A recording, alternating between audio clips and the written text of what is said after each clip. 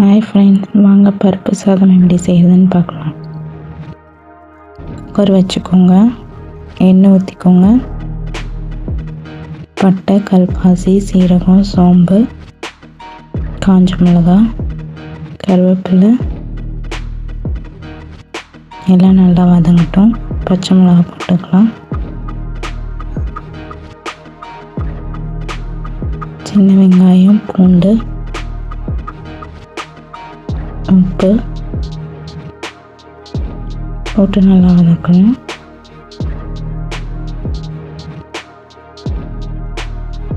வதங்கினதுக்கப்புறம் தக்காளி போட்டுக்கலாம்.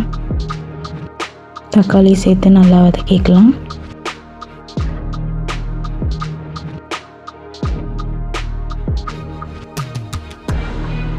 மசாலா போட்டுக்கலாம். தக்காளி வதங்கினதுக்கப்புறம் அதோட பச்சை வாசனை போகட்டும்.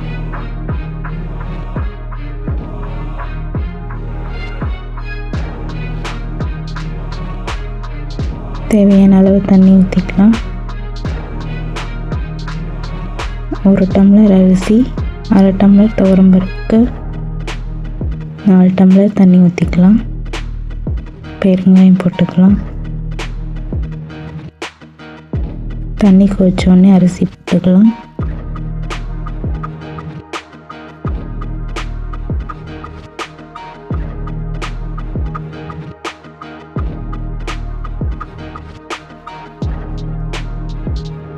குக்கரை மூடிடலாம். 3 விசில் வரட்டும். அவ்வளோதான், பருப்பு சாதம் ரெடி.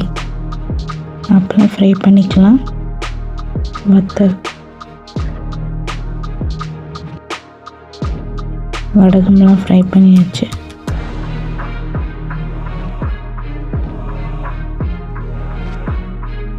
அவ்வளோதான், பருப்பு சாதம் ரெடி. பிடிச்சிருந்தால் லைக் பண்ணுங்கள், கமெண்ட் பண்ணுங்கள், ஷேர் பண்ணுங்கள், சப்ஸ்கிரைப் பண்ணுங்கள். தேங்க்யூ ஃபார் வாட்சிங். பாய்.